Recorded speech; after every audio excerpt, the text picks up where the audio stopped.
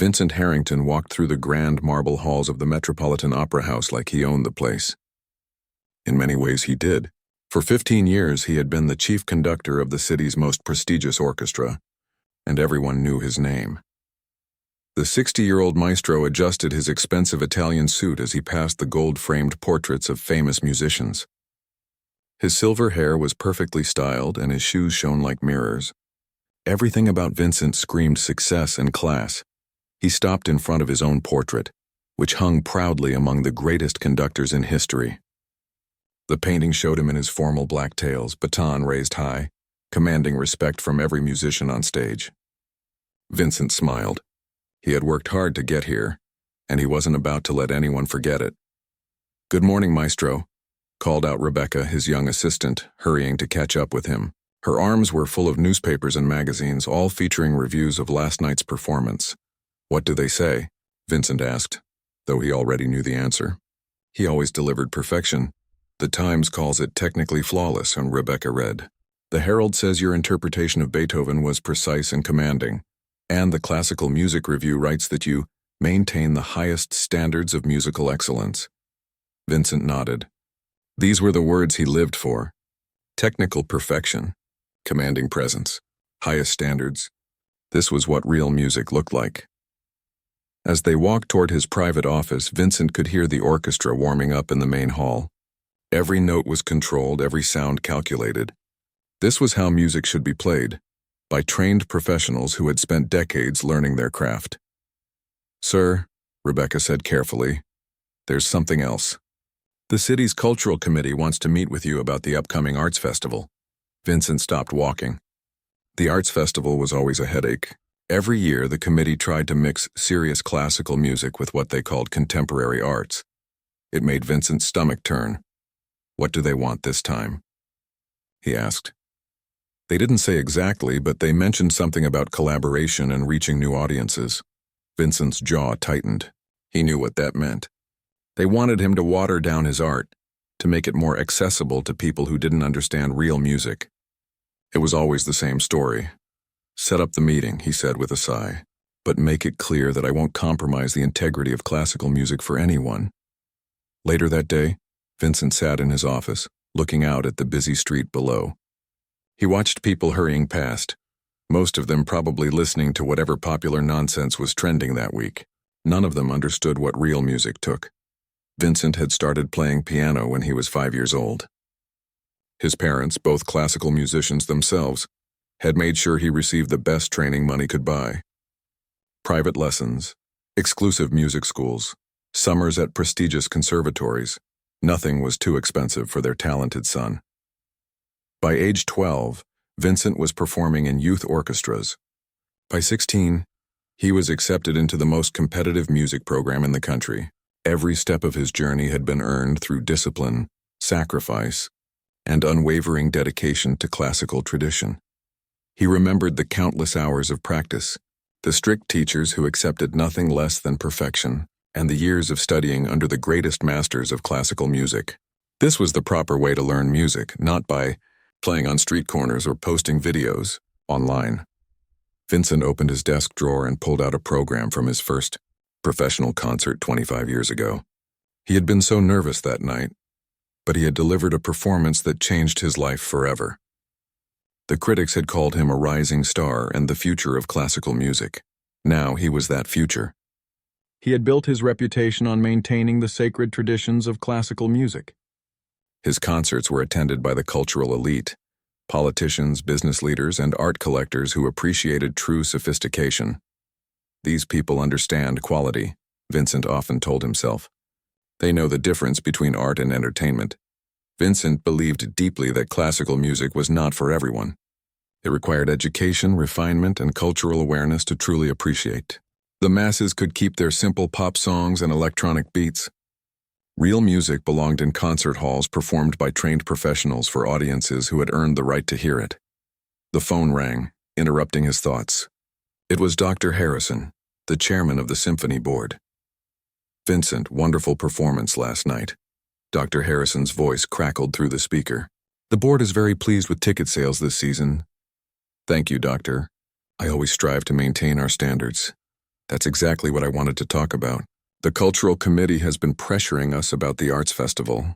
They're talking about bringing in some unconventional performers. Vincent felt his blood pressure rising. What kind of unconventional performers? Street musicians, viral internet personalities, that sort of thing. They claim it will bring younger audiences to classical music. Absolutely not, Vincent said firmly. Classical music doesn't need to be rescued by amateur entertainers. We've maintained our excellence for centuries without lowering our standards. I agree completely, Dr. Harrison said. But the committee controls the festival funding. We might need to at least listen to their proposal. After hanging up, Vincent stared out the window again. He watched a young man playing guitar on the corner, his guitar case open for donations. A small crowd had gathered, and people were actually putting money in the case. Look at that, Vincent muttered to himself. Real musicians spend decades perfecting their craft, and people throw coins at anyone with an instrument. Vincent had built his entire identity around being different from those street performers. He represented something higher, something pure. His music educated people, elevated their souls, and connected them to centuries of cultural heritage. The street musicians, they were just noisemakers playing simple songs for quick cash. They had no understanding of music theory, no respect for classical tradition, and no business calling themselves musicians. As evening approached, Vincent prepared to leave his office. Tomorrow would bring another day of protecting classical music from those who wanted to cheapen it. He had a responsibility to maintain standards, to preserve the art form he loved. Vincent picked up his conductor's baton from his desk, a gift from his mentor 20 years ago. The silver felt cool and familiar in his hand. This baton had directed thousands of performances, each one a testament to the power of proper musical training. He locked it carefully in his desk drawer. Tomorrow he would use it again to create the kind of perfection that only came from years of dedicated study and unwavering commitment to excellence. Vincent Harrington was the guardian of classical music, and he took that responsibility very seriously. He would not let anyone lower the standards he had spent his entire life upholding. The conference room at City Hall felt stuffy as Vincent walked in, wearing his most serious expression. 3 members of the cultural committee sat around the polished wooden table, and their nervous energy was obvious the moment he entered.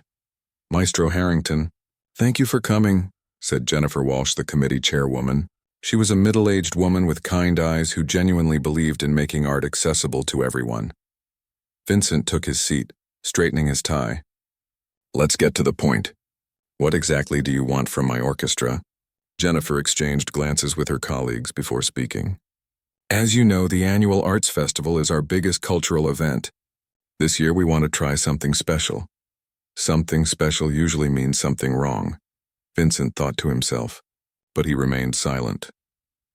"We've been tracking the success of cross-genre collaborations," continued Robert Kim, the festival director. "When different types of artists work together, it creates magic. The audiences love it, and it brings new people to classical music." Vincent's eyebrows raised. "Cross-genre collaborations? Are you suggesting we mix classical music with—" "What exactly?" Jennifer leaned forward excitedly.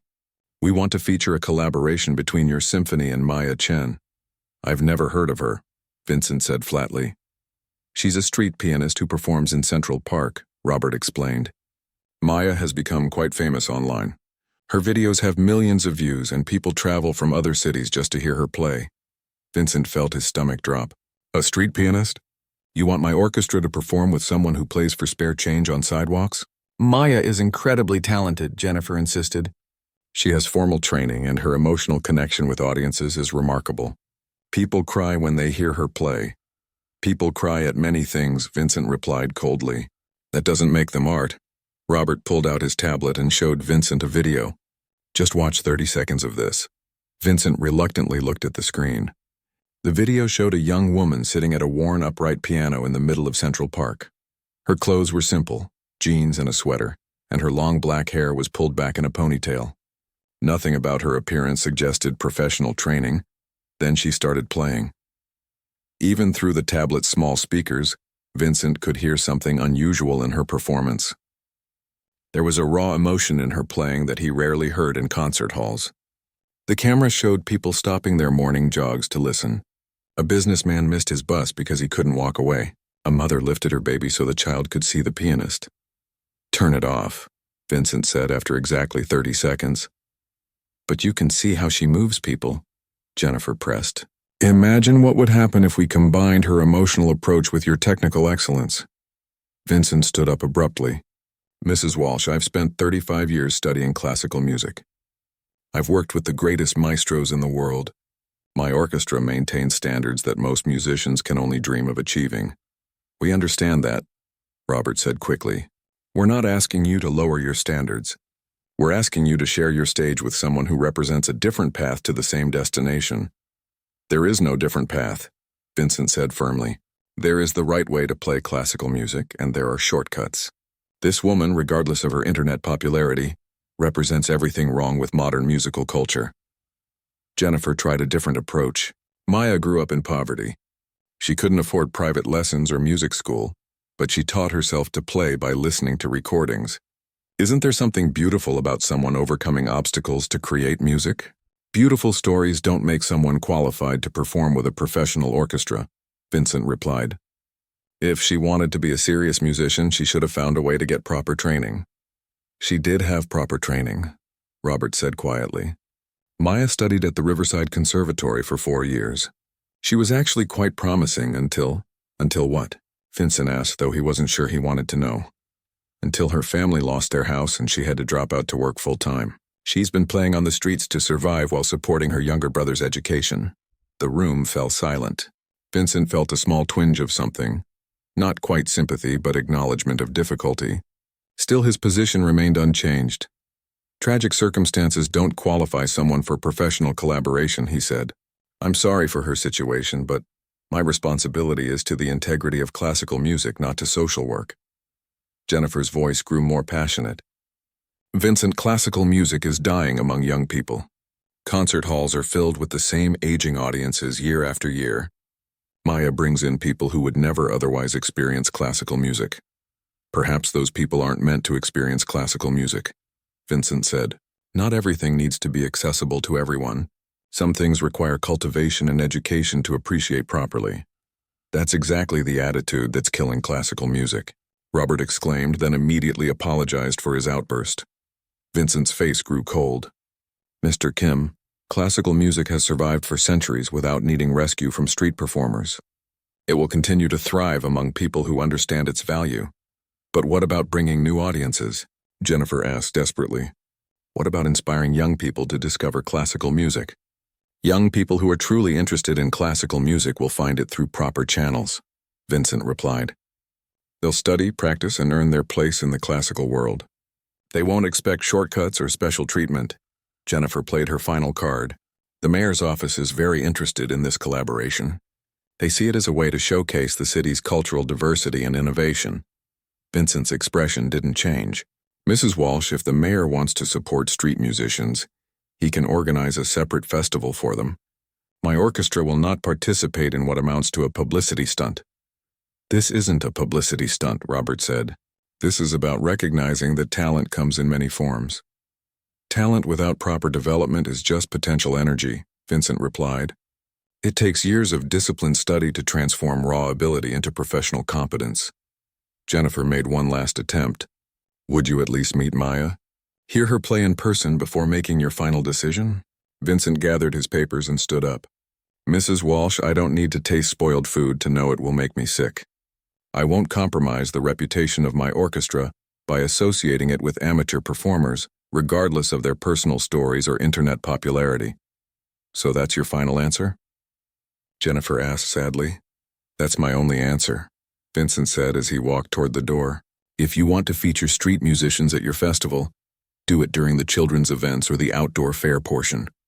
Keep them away from the serious musical programming." As Vincent left the building, he felt good about his decision. He had protected the integrity of classical music once again. These committee members meant well, but they didn't understand what was at stake. Classical music isn't a charity, he told himself as he walked to his car. It's an art form that demands respect, proper training, and unwavering standards. Vincent drove back to the concert hall, satisfied that he had done his duty.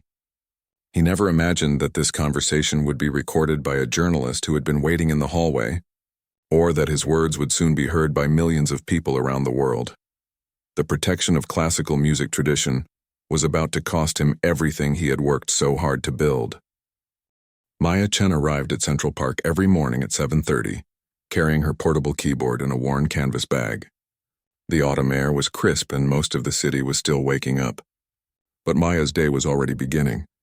She set up her equipment near the fountain, where the acoustics were best and the foot traffic was steady. The portable keyboard wasn't much to look at. Its black plastic case was scratched from 3 years of daily use, and 2 of the keys stuck slightly, but it was hers. And it worked. Maya had bought the keyboard with her first month's tips from street performing. Before that, she had played on whatever pianos she could find, in hotel lobbies, music stores, and community centers. Security guards usually asked her to leave within an hour, but that hour was precious. As she plugged in her small amplifier, Maya thought about the meeting she'd heard about yesterday. Someone from the cultural committee had approached Vincent Harrington about working together, and apparently, he had said no before even hearing her play. "Can't say I'm surprised," Maya whispered to herself as she adjusted the keyboard stand. She had dealt with that attitude before during her conservatory days. Maya's fingers touched the keys gently, warming up with some simple scales. Even on the cheap keyboard, her touch was unmistakably skilled. Years of classical training had given her a technique that couldn't be hidden, no matter what instrument she played. The first commuter of the day walked past, a woman in a business suit, talking loudly on her phone about quarterly reports. She didn't even glance at Maya, which was normal. Most people were too busy to notice street musicians, especially early in the morning. Maya began playing Chopin's Nocturne in E-flat major, one of her favorite pieces. She had learned it 7 years ago at the Riverside Conservatory, back when her biggest worry was whether she could afford new sheet music. The conservatory felt like a lifetime ago now. Maya had been a promising student, earning partial scholarships based on her talent and dedication. Her teachers had said she had exceptional musical intuition and rare emotional depth in her playing. Professor Williams, her piano instructor, had been particularly encouraging. "Maya," he used to say, "technique can be taught, but you can't teach someone to feel music the way you do. That's a gift." Maya had believed she was headed for a career as a concert pianist.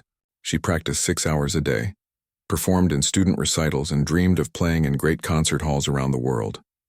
Her younger brother Tony would sit in the practice room sometimes doing his homework while she played. "I'm going to be famous someday," Maya had told him, "and then I'll make sure you can go to any college you want." Everything changed during Maya's junior year. Her father lost his job at the factory, and her mother's cleaning business wasn't bringing in enough money. The family fell behind on their mortgage payments, and the bank started foreclosure proceedings. Maya tried to work part-time while keeping up with her studies, but music school demanded too much time for serious employment. When the family lost their house, Maya made a decision that broke her heart. She dropped out to work full-time. "It's just temporary," she had told Professor Williams. "I'll come back next year when things are better." But things never got better. Maya worked at a diner during the day and cleaned offices at night, sending every extra dollar to help her family rent a small apartment. Tony's education became her top priority. She was determined that he would finish high school and go to college, even if it meant sacrificing her own dreams.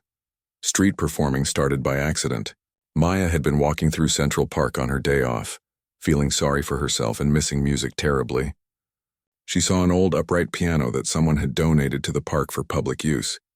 Without thinking, Maya sat down and started playing. All the emotions she had been holding inside, the disappointment, the sadness, the love for her family, poured out through her fingers. Before she knew it, a small crowd had gathered. When she finished, people applauded and several dropped money into her bag. An elderly man with tears in his eyes approached her. "Young lady," he said, "I've been going to concerts at Lincoln Center for 40 years, and I've never heard anyone play with such heart. You have a real gift." That day, Maya made more money in 2 hours than she earned in 8 hours at the diner. More importantly, she remembered why she loved music in the first place. Now, 3 years later, Maya had built a following. People knew where to find her, and some came specifically to hear her play. She had a regular audience of commuters who stopped by every morning, and tourists often took videos of her performances. Maya's approach to street performing was different from other musicians. She didn't just play popular songs or simple melodies. She performed classical pieces, jazz standards, and her own arrangements of contemporary music. She treated every performance like a concert, giving her full attention and skill to anyone who would listen. The portable keyboard limited her somewhat. It couldn't produce the dynamic range or subtle expression of a real piano, but Maya had learned to work with what she had. She focused on melody and emotion, using her classical training to bring depth to even the simplest arrangements. A jogger stopped in front of Maya, catching his breath and listening to her play Debussy's Clair de Lune. When she finished, he dropped a $5 bill in her case and said, "Thank you. That was beautiful." Maya smiled and nodded. These small moments of connection were what made everything worthwhile. She wasn't just performing for money, though she needed the money to help Tony with college expenses. She was sharing music with people who might not otherwise hear it. Music should be accessible, Maya often thought. It shouldn't be locked away in expensive concert halls where only certain people are welcome. Around noon, Maya's regular lunch crowd began to gather. Office workers from nearby buildings would buy sandwiches from food trucks and sit on benches near the fountain, listening to her play while they ate. Maya knew most of their faces by now, though she didn't know their names. There was the accountant who always requested classical pieces, the nurse who loved jazz, and the teacher who brought her students to listen during field trips. "Maya," called out David, a food truck owner who had become a friend. "Play something happy today." "It's Friday." Maya launched into an upbeat arrangement of Autumn Leaves, adding her own classical flourishes to the jazz standard. The music seemed to energize everyone around the fountain. Even people who were just passing through slowed down to listen. This was what Maya loved most about street performing, the immediate connection with the audience. In concert halls, she remembered, there was often a formal distance between performer and audience. Here, music was part of people's daily lives. It provided soundtrack to lunch breaks, first dates, and quiet moments of reflection. Maya's phone buzzed with a text from Tony. "Sis, saw your video from yesterday. You're trending again." "Love you," Maya smiled. Tony was a sophomore at City University now, studying engineering. He worked part-time to help with expenses, but Maya's street performing covered most of his tuition. Every dollar people dropped in her case was helping her brother build a better future. The afternoon brought Maya's most challenging audience, music students from a nearby school who sometimes stopped by to listen. They knew classical music well enough to judge her technique, and Maya always felt a little nervous playing for them. Today, a group of 3 students sat on a nearby bench, obviously discussing her playing in low voices. Maya couldn't hear what they were saying, but she could guess. Some classically trained musicians looked down on street performers, considering them failed musicians who couldn't make it in the real music world. Maya understood their perspective. 3 years ago, she might have felt the same way. But street performing had taught her things that conservatory never could: how to read an audience, how to adapt to any acoustic environment, and how to make music meaningful to people who weren't music experts. As the sun began to set, Maya prepared to pack up for the day. Her case contained about $90 in tips, not bad for a Friday. This would cover groceries for the week and contribute to Tony's textbook fund. Maya was folding up her keyboard stand when a well-dressed woman approached. She looked nervous, like she wasn't sure she should be talking to a street musician. "Excuse me," the woman said quietly. "I'm Jennifer Walsh from the city's cultural committee. I wonder if I could talk to you for a moment." Maya's heart skipped. She had heard that name before. This was the woman who had approached Vincent Harrington about collaboration. "Of course," Maya said, trying to keep her voice calm. Jennifer sat down on the bench next to Maya's setup. "I've been watching you play for about an hour. You're remarkably talented." "Thank you," Maya replied simply. "I'm going to be direct," Jennifer continued. "We approached Maestro Harrington about featuring a collaboration between you and his symphony at the Arts Festival. He declined." Maya nodded. "I figured he would. You don't seem surprised." Maya looked out at the park where a few late-day joggers were passing by. "Mrs. Walsh, I went to conservatory for 4 years. I know how classical musicians think about street performers. We're not considered real musicians, but you are a real musician," Jennifer said firmly. "Anyone who listens to you play can hear that." The trouble started on Monday morning when music journalist Rachel Torres published her article in the City Arts Weekly. The headline read, "Elite Conductor calls street musician unqualified amateur, refuses festival collaboration." Rachel had been waiting outside City Hall last Friday, hoping to catch committee members for comments about the arts festival. Instead, she had overheard Vincent's entire conversation through the conference room's thin walls. The article included direct quotes from Vincent. "I won't compromise the reputation of my orchestra by associating it with amateur performers," and, "If she wanted to be a serious musician, she should have found a way to get proper training." By noon, the article had been shared 300 times on social media. By evening, it had gone viral. Vincent first learned about the article when his assistant Rebecca burst into his office, looking panicked. "Maestro, have you seen the City Arts Weekly website?" she asked, holding up her tablet. Vincent barely glanced at it. "I don't read music blogs. They rarely understand the complexities of professional classical music. Sir, this isn't just a blog. It's about you. About what you said at the cultural committee meeting." Vincent's blood went cold. He grabbed the tablet and read the article quickly, his face growing redder with each paragraph. "This is taken out of context," he said finally. "I was protecting the integrity of classical music." Rebecca's phone started buzzing with notifications. "Sir, it's spreading. People are sharing it everywhere." Vincent handed back the tablet dismissively. "Let them share it. People who understand classical music will support my position." But Vincent was wrong. Very, very wrong. The first video response came from Tommy Chen, Maya's younger brother. He had seen the article shared by one of his college friends and immediately made a video on his phone. "This is my sister Maya," Tommy said, holding up his phone to show Maya playing in Central Park. "This conductor says she's not a real musician because she didn't have money for fancy schools. Maya dropped out of conservatory to work 3 jobs so I could stay in college. She's more of a musician than anyone who thinks music is only for rich people." Tommy's video was shared by his college friends, then by their friends, and soon it had tens of thousands of views. The comments section filled with similar stories. People sharing experiences of financial hardship, family sacrifice and dreams deferred.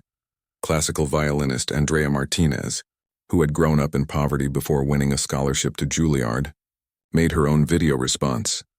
"I started playing violin on a $50 instrument from a pawn shop," Andrea said. "According to this conductor's logic, I wasn't a real musician until someone else decided I was worthy of proper training.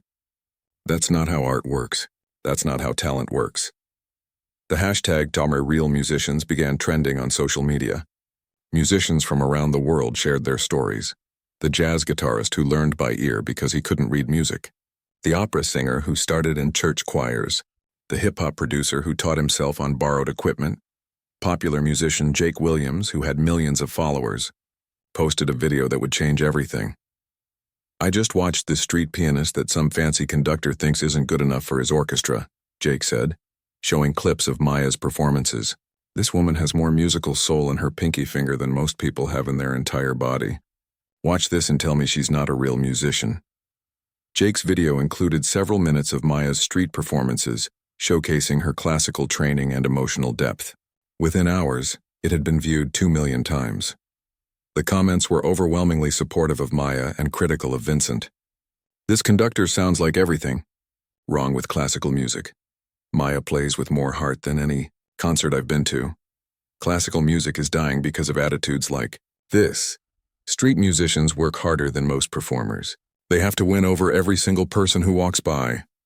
Vincent watched the growing social media storm from his office with increasing alarm. His assistant Rebecca had been monitoring the situation all day, showing him each new video and article. "Maybe we should make a statement," Rebecca suggested carefully.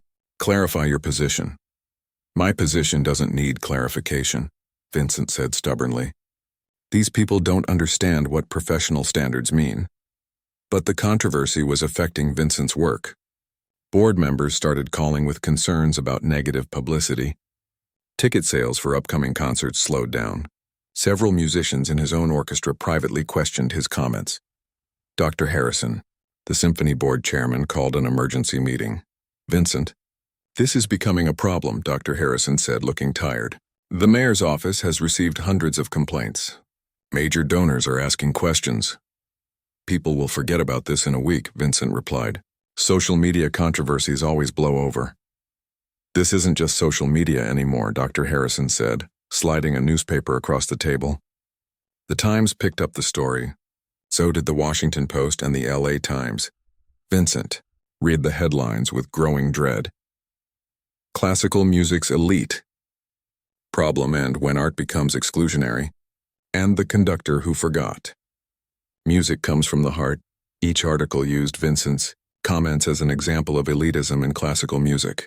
They discussed how inaccessible classical music had become to younger and more diverse audiences.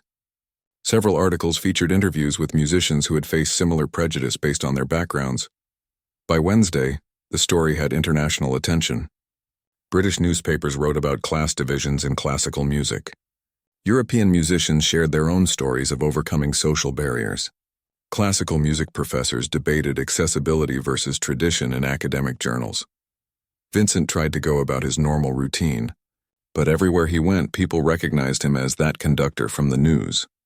Restaurant servers were cold to him. His usual coffee shop had customers whispering and pointing when he entered. Thursday brought the worst development yet.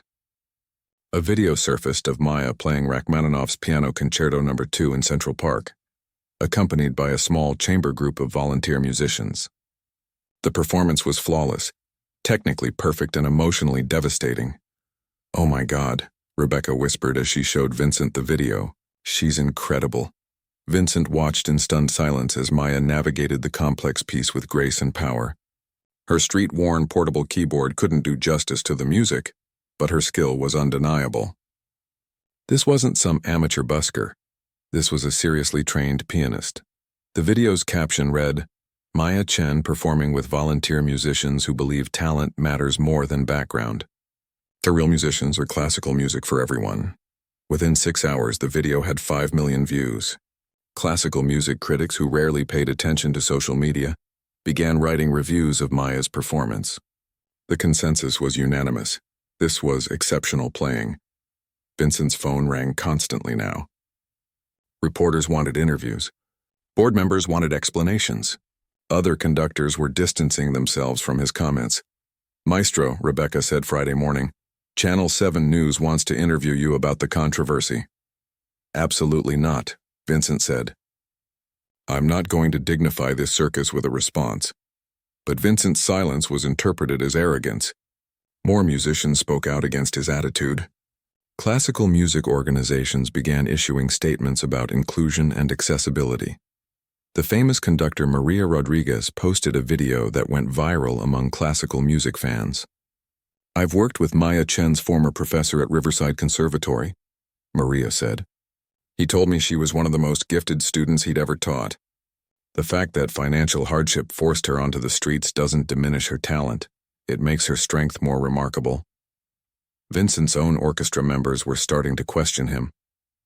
During Friday's rehearsal, several musicians asked about the controversy. "Maestro," said David, the first violin, "some of us have been talking. We've seen the videos of this pianist.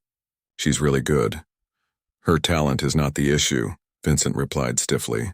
"The issue is maintaining professional standards. But if she's talented and trained, what standards is she not meeting?" Asked clarinet player Lisa. Vincent couldn't answer that question without revealing his true feelings, that he believed classical music belonged to people of certain social and economic backgrounds. So he simply said, "We have work to do. Let's focus on tonight's performance." But that night's performance was affected by the controversy. The usual enthusiastic audience seemed subdued. Several regular patrons didn't attend. The reviews mentioned tension and distraction in the orchestra's playing. Saturday morning brought Vincent's worst nightmare. The Cultural Committee had made an announcement that shocked everyone. Due to Maestro Harrington's unwillingness to collaborate, we are pleased to announce that Maya Chen will perform at the Arts Festival with the City Youth Orchestra. We believe this partnership represents the true spirit of musical collaboration and community. Vincent stared at the announcement in disbelief. They were going around him completely, giving Maya exactly the kind of platform he had tried to deny her. Worse yet, the youth orchestra's conductor, Elena Rodriguez, had made her own statement. "We are honored to work with Maya Chen." Vincent woke up Monday morning to find reporters camped outside his apartment building. The weekend had not been kind to him. More videos of Maya's performances had surfaced, each one showing her remarkable skill and emotional depth. Music critics who had initially ignored the controversy were now writing serious analyses of her playing. "This is getting out of hand," Vincent muttered as he peered through his blinds at the small crowd of journalists below. His phone had been ringing non-stop since 6 a.m.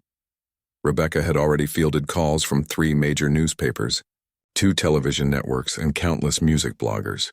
The symphony board was scheduled to meet that afternoon, and Vincent knew the conversation would not be pleasant. But the breaking point came when Vincent checked his email and found a message from his own mentor, the legendary conductor Professor Albright, now in his 80s and retired.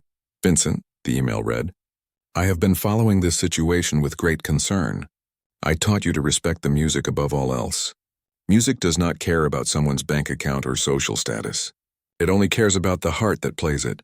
I am disappointed in the man you have become." Vincent stared at the email for a long time. Professor Albright had been like a father to him, and his disapproval cut deeper than all the social media criticism combined. At that moment, Vincent made a decision that would change everything. He called Rebecca into his office. "Set up a press conference for this afternoon," he said firmly. "Sir, are you sure?" "The board meeting is before the board meeting. I need to control this narrative before it destroys everything I've worked for." Rebecca looked nervous. "What are you planning to say?" Vincent straightened his tie and looked out at the city skyline. "I'm going to end this once and for all." The press conference was hastily arranged in the Symphony Hall's main lobby. Word spread quickly, and within 2 hours the space was packed with reporters, musicians, and curious onlookers. Camera crews from major networks set up their equipment, and live streams began broadcasting to thousands of viewers online. Vincent entered the lobby wearing his most formal black suit, looking every inch the distinguished maestro. But his usual confident demeanor seemed forced, and close observers could see the stress in his eyes. "Ladies and gentlemen," Vincent began, his voice carrying easily through the space, "I have called this press conference to address the recent controversy surrounding my comments about collaboration with street musicians." The room fell silent except for the clicking of camera shutters. "I want to be absolutely clear about my position," Vincent continued. "Classical music is an art form that requires years of disciplined study, proper technique, and deep understanding of musical tradition. These standards exist for a reason." Several reporters exchanged glances. This sounded like Vincent was doubling down on his original comments. "However," Vincent said, pausing dramatically, "I have been challenged to prove that these standards matter. Therefore, I am issuing a public challenge to Maya Chen." A murmur ran through the crowd. This was not what anyone had expected. Vincent's voice grew stronger. "If Miss Chen truly believes she belongs on a professional stage, then let her prove it. I challenge her to perform Rachmaninoff's Piano Concerto No. 3 with my orchestra." The murmur became excited chatter. Rachmaninoff's Third was notoriously one of the most difficult pieces in the classical piano repertoire. "This is not just any piece," Vincent explained, warming to his theme. Rachmaninoff's Third Piano Concerto is considered by many to be the most technically demanding work ever written for piano and orchestra. It requires not only flawless technique but also deep musical understanding and the ability to collaborate with professional musicians. Vincent looked directly into the news cameras. "Miss Chen will have exactly 2 weeks to prepare. If she can perform this piece to professional standards, I will publicly acknowledge her ability and personally conduct the performance at the Arts Festival." The room erupted.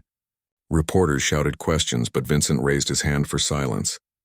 "However," he continued, "when she fails to meet professional standards, I expect this community to acknowledge that there is a difference between entertainment and art, between busking and professional performance." A reporter from the Times called out, "Maestro, isn't this an impossible challenge? Rachmaninoff's Third typically takes months to prepare properly." Vincent smiled coldly. "Exactly. If Miss Chen is truly the remarkable musician her supporters claim, she should be able to rise to this challenge.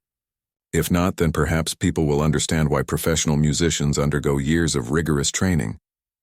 Another reporter asked, "What if she declines the challenge?" "Then she proves my point," Vincent replied, "that there is a difference between playing for tips in a park and performing with a world-class orchestra. Vincent left the press conference feeling confident for the first time in a week. He had turned the tables completely. Either Maya would decline the challenge and prove his point about her limitations, or she would accept and fail publicly, vindicating his position about professional standards. Brilliant strategy, he told himself as he walked back to his office. She can't possibly prepare Rachmaninoff's third in 2 weeks. Even conservatory graduates would struggle with that timeline. Within an hour, video clips of Vincent's challenge were spreading across social media. The classical music world was buzzing with excitement and controversy. Many professional pianists were asked for their opinions on whether the challenge was fair. 2 weeks to prepare Rachmaninoff's third, said concert pianist Jonathan Lee in an interview. That's extremely aggressive. Even for someone with professional training, that's a very tight timeline. But other musicians had different opinions. If Maya has the technique her video suggests, said pianist Linda Park, and if she's already familiar with the piece, 2 weeks might be enough. It's not ideal, but it's possible. Maya learned about the challenge while setting up her equipment in Central Park that afternoon. Her phone started buzzing with notifications, and people began approaching her with news of Vincent's press conference. Maya, did you see? Called out David, the food truck owner. That conductor challenged you to play with his orchestra. Maya felt her heart racing as she watched video of the press conference on someone's phone. Vincent looked so confident, so certain that she would either decline or fail. Rachmaninoff's third, she whispered to herself. She knew the piece well. It had been one of her favorite challenges during her conservatory days. She had never performed it with a full orchestra, but she had played it solo many times. A small crowd gathered around Maya as word spread that she was the pianist Vincent had challenged. Someone had brought a portable speaker and was playing audio of Rachmaninoff's third for people who weren't familiar with the piece. Maya, you have to do it, said one of her regular listeners. Show him what real music sounds like. It's an incredible opportunity, added another. The arts festival is huge.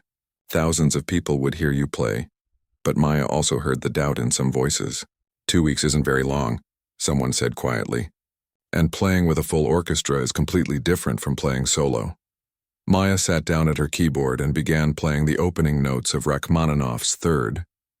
Even on her simple electronic keyboard, the power and complexity of the piece were obvious.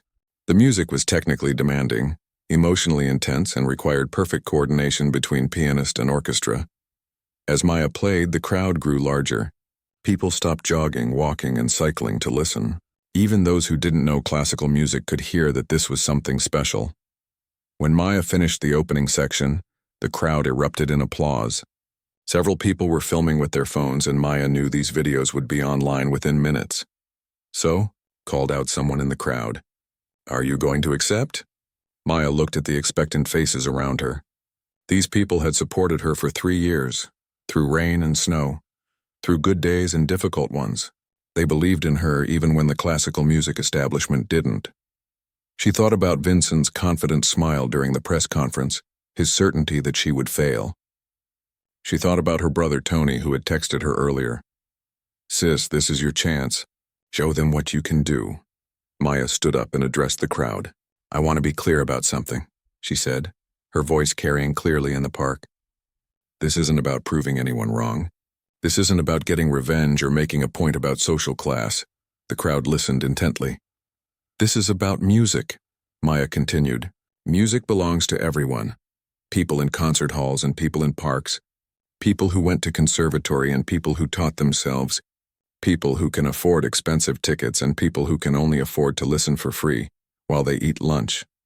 Maya looked around at the diverse group of people who had gathered to hear her play. If I accept this challenge, it's not to beat Vincent Harrington. It's to show that music is bigger than any one person's definition of it. Someone in the crowd called out, So you'll do it? Maya smiled for the first time all day. Yes, I'll do it. The crowd cheered, and within minutes, videos of Maya's acceptance were spreading online. The hashtag #MayaVs Rachmaninoff began trending, and classical music fans around the world started taking sides. Maya's tiny apartment had never felt smaller than it did on Tuesday morning. She sat at her kitchen table, staring at the sheet music for Rachmaninoff's Piano Concerto No. 3, feeling the weight of what she had committed to doing. The apartment was barely large enough for one person. a studio with a kitchenette, a single window that faced another building, and just enough space for a bed, a small table, and her most precious possession, a silent keyboard with weighted keys that she had saved up to buy 2 years ago. Maya had printed out the full orchestral score from a music library website, and the pages covered her entire table. Rachmaninoff's Third was massive, over 40 minutes of music, with piano parts that required superhuman technique and orchestral coordination that most pianists spent months perfecting. 2 weeks, Maya said to herself, running her fingers over the complex passages. Other people have done it in 2 weeks before, right? Actually, Maya wasn't sure if anyone had ever prepared this piece in such a short time, but she didn't have the luxury of doubt. Vincent was counting on her to fail, and millions of people were watching to see if she could prove him wrong. Maya's phone buzzed with a text from Tony. "Sis, the whole campus is talking about your challenge. My music theory professor says Rachmaninoff 3 is like climbing Mount Everest, but I believe in you." Maya smiled despite her nerves. Tony's faith in her had gotten her through the darkest times. She couldn't let him down now. The first challenge was practice space. Maya's silent keyboard was perfect for late-night practice without disturbing neighbors, but it couldn't prepare her for the feeling of a real piano. She needed to find actual pianos to practice on, which meant getting creative. Maya remembered Professor Williams from her conservatory days. He had always said his door was open if she ever needed help. Maya hesitated before calling him. She felt embarrassed about her circumstances and wasn't sure he would even remember her. "Maya?" Professor Williams' voice was warm with surprise. "I've been following your story in the news. I'm so proud of what you've accomplished." "Professor, I need help," Maya said directly. "I accepted Vincent Harrington's challenge, but I don't have access to a real piano for practice." "Come to the conservatory tonight," Professor Williams said immediately. "I'll give you access to the practice rooms. What time works for you?" Maya felt tears of gratitude in her eyes. "After 8 p.m.? I have to work until then." "Perfect. I'll meet you at the side entrance." That evening, Maya returned to Riverside Conservatory for the first time in 3 years. The building looked exactly the same. Elegant brick facade, tall windows that glowed warmly in the evening light. But walking through those doors felt like stepping back into a different life. Professor Williams met her at the entrance, looking older but still kind. He was a small man in his 60s with gentle eyes and calloused fingers from decades of piano playing. "Maya," he said, embracing her like a father. "You look well. Different but well." Maya laughed. "Street performing builds character." Professor Williams led her down familiar hallways to the practice rooms. "I've watched your videos," he said. "Your playing has developed an emotional depth that many conservatory graduates never achieve. The streets taught you something we couldn't." They stopped at practice room 7, which contained a beautiful Steinway grand piano. Maya's hands trembled as she approached it. She hadn't touched a real piano in months. "Take all the time you need," Professor Williams said. "I've arranged for you to have access every evening this week. After that, we'll figure something else out." Maya sat at the bench and placed her hands on the keys. The touch was incredible, responsive, dynamic, alive in a way her electronic keyboard could never be. She began playing the opening of Rachmaninoff's Third, and the music filled the small room with power and beauty. Professor Williams listened from the doorway, amazed.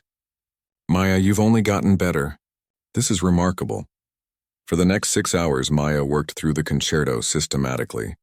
She identified the most technically challenging passages and practiced them slowly, building muscle memory and understanding. Some sections came back to her easily. She had studied this piece during her conservatory days, though never to performance level. Other passages were brutally difficult. Rachmaninoff had enormous hands and wrote music that stretched most pianists to their physical limits. Maya's hands were average-sized, which meant she had to find creative fingerings and use pedaling techniques to achieve the desired sound. At 2 a.m., Maya finally stopped practicing. Her arms ached and her mind was exhausted, but she felt hopeful. The piece was difficult, but it wasn't impossible. She just needed to be smart about her preparation. The next few days fell into a demanding routine. Maya woke up at 6 a.m. and spent 2 hours on her silent keyboard, working through technical exercises and memorizing difficult passages. Then she went to her day job at a coffee shop. The owner had been understanding about her need for flexible hours during the challenge. During her lunch breaks, Maya studied orchestral recordings of the concerto, learning how the piano part fit with the full orchestra. She listened to performances by famous pianists, analyzing their interpretations and technical approaches. After work, Maya rushed to the conservatory for practice on real pianos. Professor Williams had spread word among the faculty, and other teachers began offering help. Dr. Martinez, the music theory professor, spent an evening analyzing the harmonic structure with Maya. Ms. Peterson, who taught orchestral conducting, helped Maya understand the coordination points between piano and orchestra. Maya, Ms. Peterson said during one late-night session, most soloists rehearse with orchestras for weeks before a performance. You'll have one rehearsal with Vincent's orchestra. You need to be absolutely solid on your own part. The support from her former teachers was overwhelming. They provided sheet music, access to practice rooms, and most importantly, their belief that she could succeed. Maya realized that not everyone in the classical music world shared Vincent's elitist attitudes. Meanwhile, social media was tracking Maya's progress obsessively. Videos appeared daily of her walking to and from the conservatory, carrying her bag of sheet music. People analyzed her facial expressions, trying to determine if she was confident or stressed. The hashtag #MayaWatch was trending, with people sharing their own stories of preparing for difficult challenges. Musicians around the world offered advice and encouragement. Some professional pianists even posted their own videos demonstrating difficult passages from Rachmaninoff's Third Vincent. Watching this social media circus from his office, felt increasingly annoyed. The challenge was supposed to expose Maya's limitations, not turn her into a sympathetic hero. Every video of her determined practice sessions only increased public support for her. She's getting too much help, Vincent complained to Rebecca. This was supposed to test her individual ability. Sir, Rebecca said carefully, didn't you spend years studying with the best teachers and orchestras? Why shouldn't she get help too? Vincent didn't have a good answer for that question. By Friday of the first week, Maya had memorized the entire concerto. This was crucial. Performing with an orchestra required constant eye contact with the conductor, making sheet music impractical. Maya spent hours playing through the piece from memory, testing herself under pressure. But memorization was just the beginning. Maya also needed to develop her interpretation of the piece. Rachmaninoff's Third wasn't just technically challenging, it was emotionally complex, moving from delicate introspection to thunderous passion. Maya found herself drawing on her street performing experience in unexpected ways. Playing for crowds in Central Park had taught her to communicate emotion clearly and immediately. She couldn't rely on formal concert hall traditions. She had to make people feel something right away.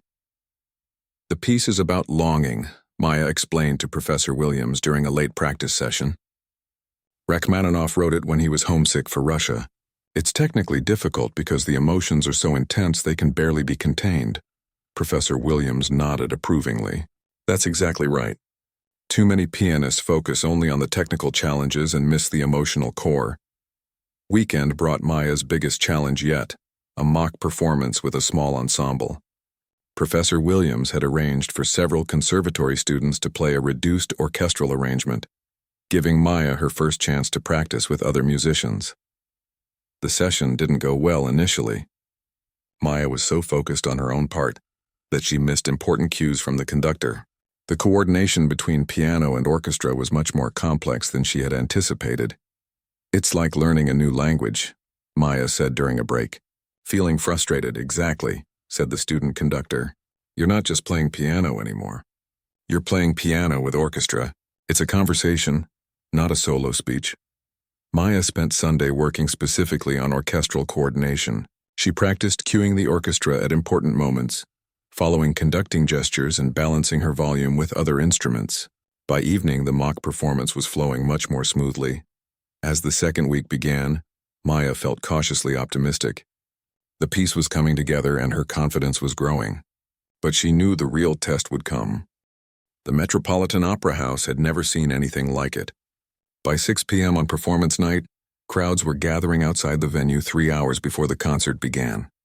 News vans lined the street, and reporters interviewed audience members who had traveled from other cities just to witness this unprecedented event.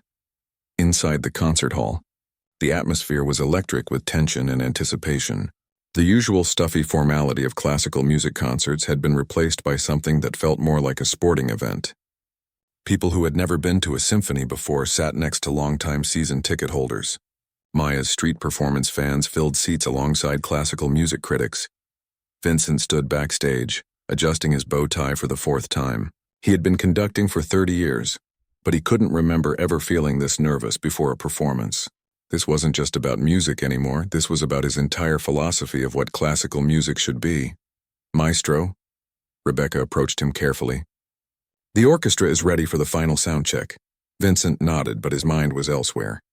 The single rehearsal with Maya 2 days earlier had not gone as he expected.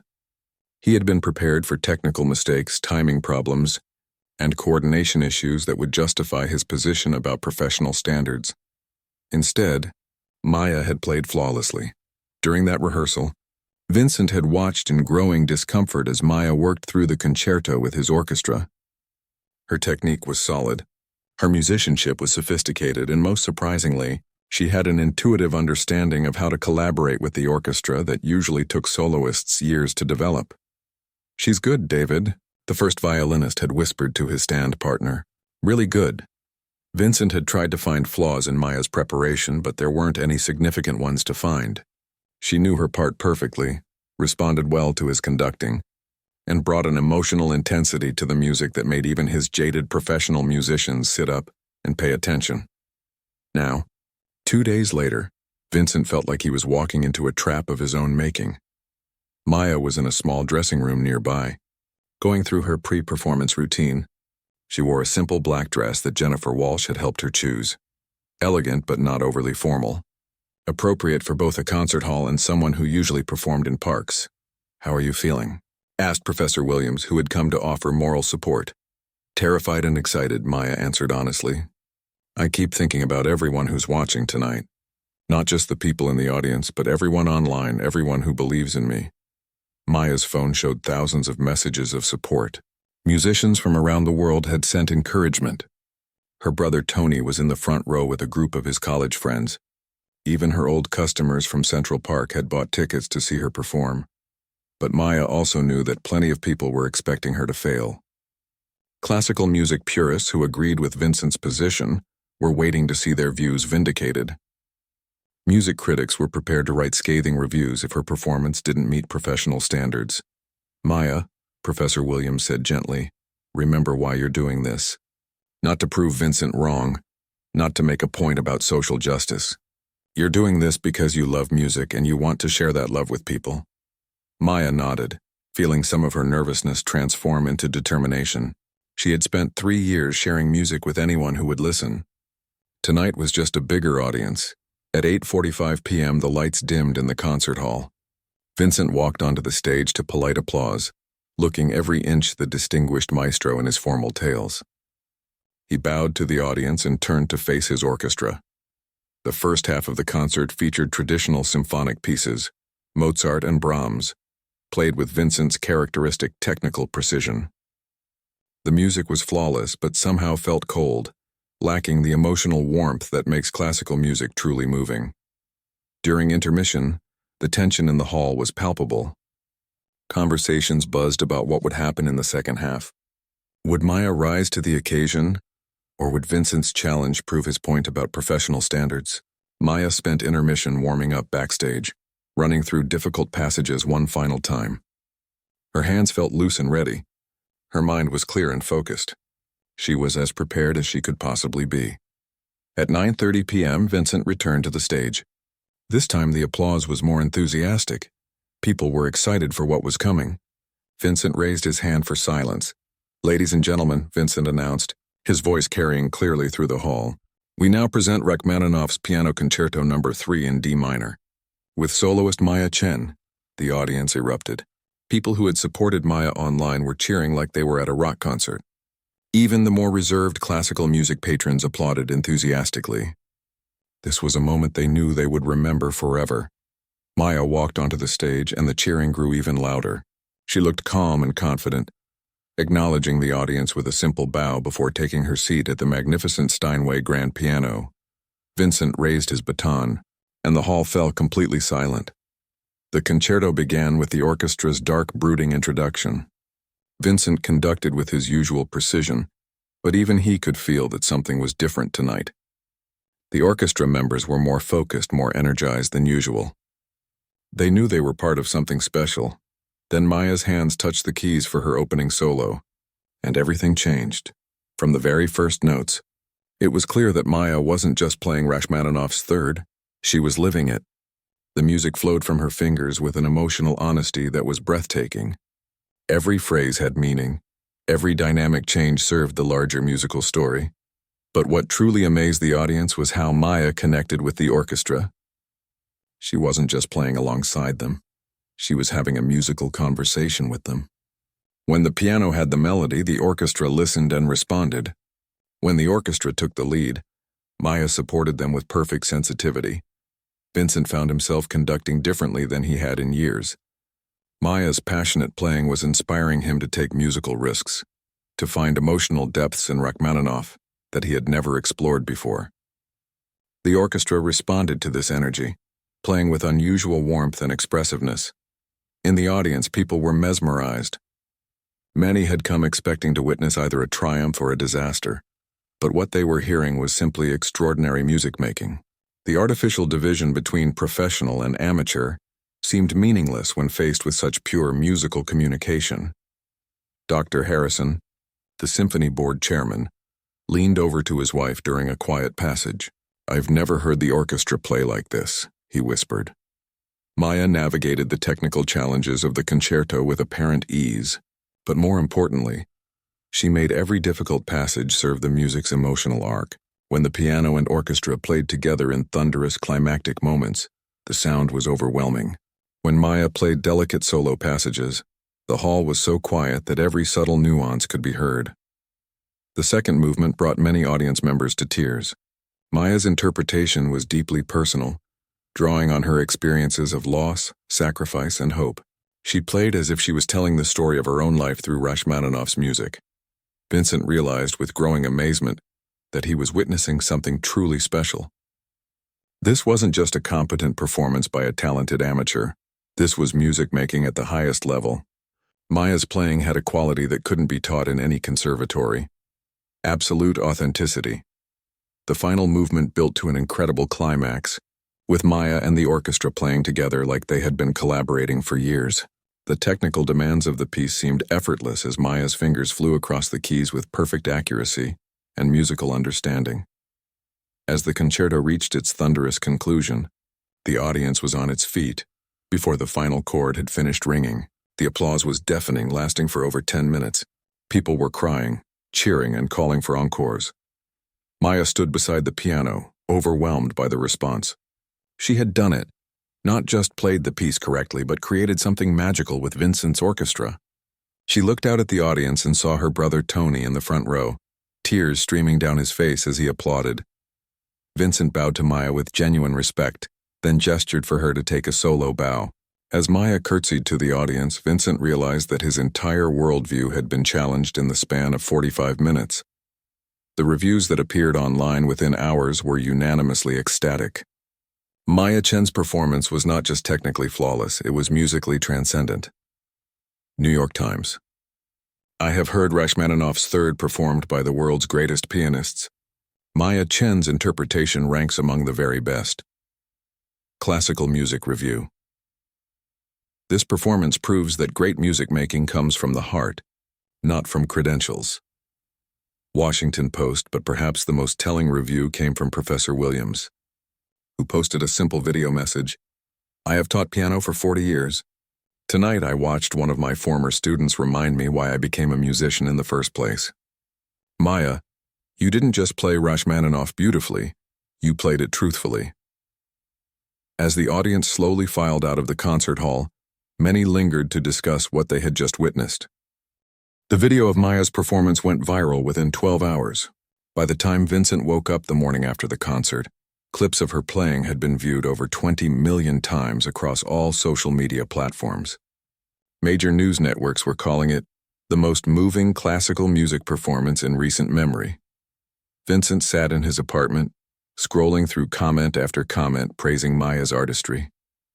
But what truly disturbed him were the comparisons to his own conducting.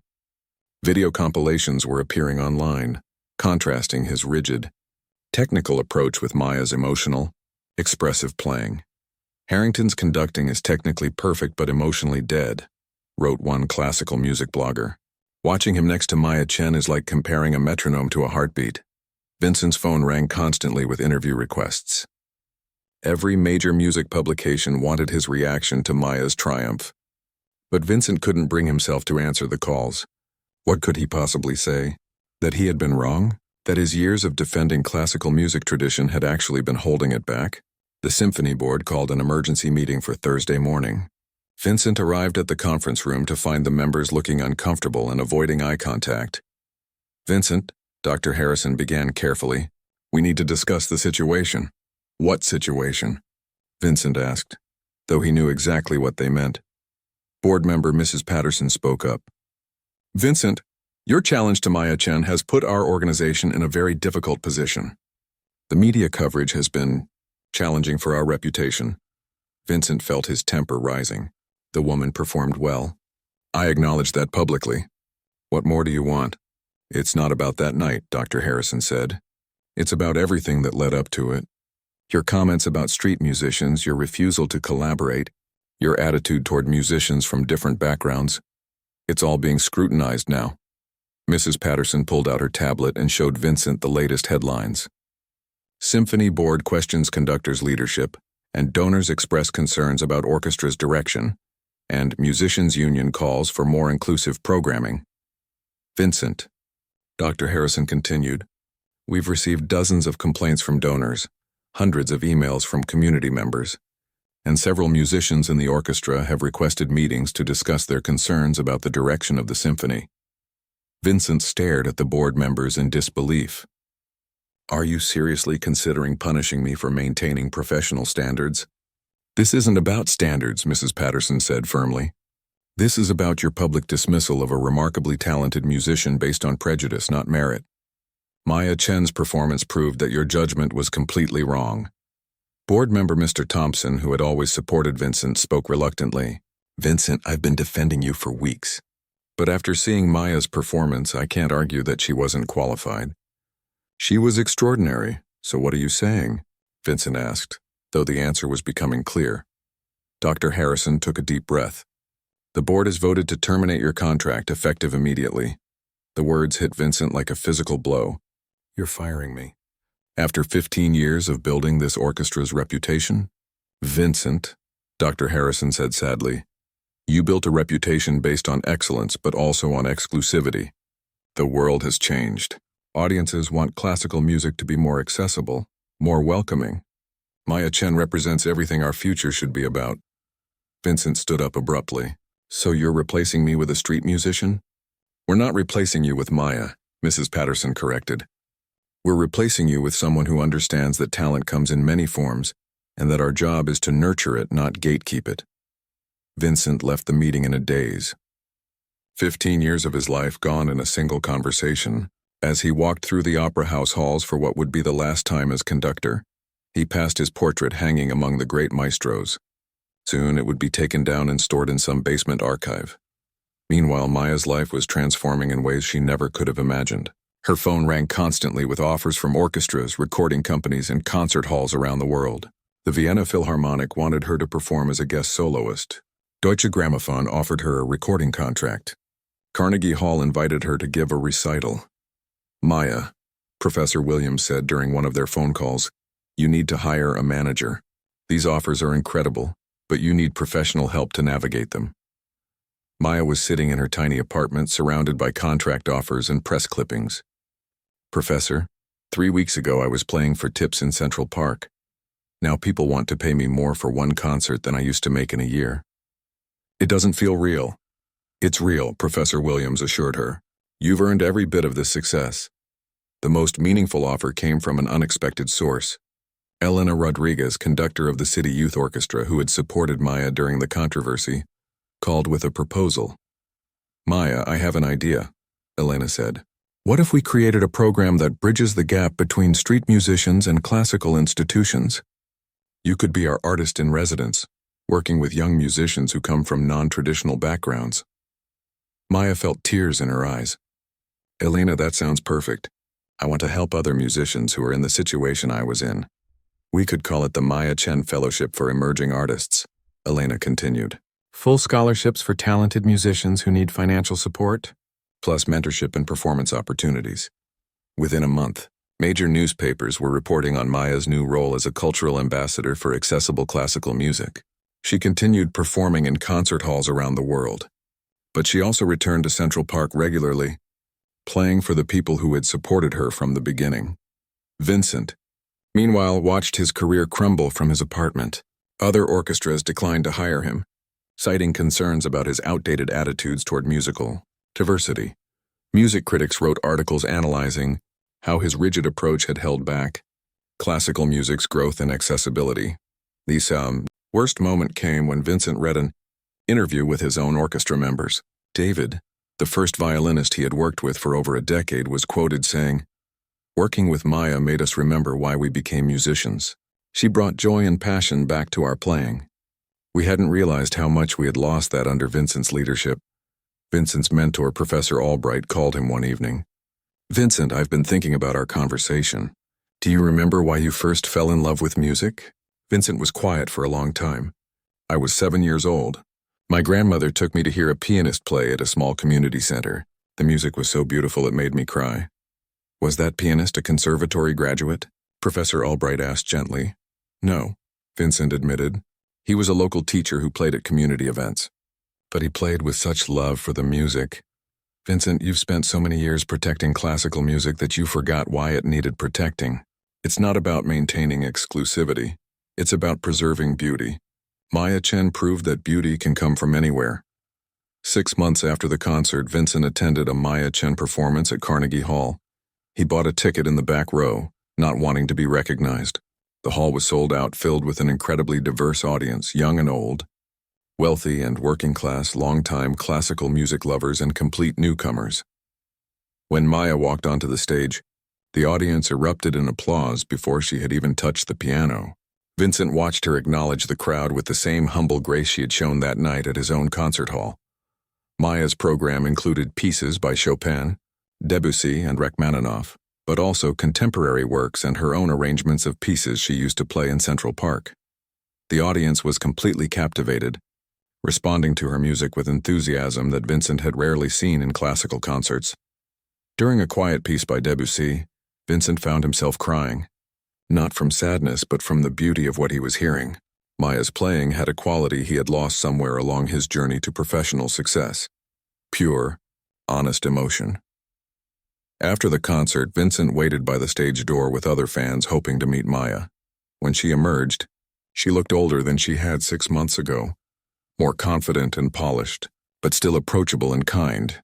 "Maya," Vincent said when she reached him. She looked surprised to see him, but not angry. "Maestro Harrington," she said politely. "I wanted to apologize," Vincent said simply. "You were right about music belonging to everyone. I spent so many years building walls that I forgot music is supposed to break them down." Maya studied his face, seeing genuine remorse. "Music isn't about being right or wrong," she said gently. "It's about sharing something beautiful with other people. There's room for everyone who truly loves it." Vincent nodded, feeling something release in his chest. "Your performance that night, it reminded me why I became a musician. I had forgotten." "It's never too late to remember," Maya said with a smile. Vincent walked home through the city streets, passing street musicians on several corners. For the first time in years, he stopped to listen. A young violinist was playing Bach with remarkable skill and obvious love for the music. Vincent dropped a $20 bill in the case and said, "Beautiful playing. Thank you."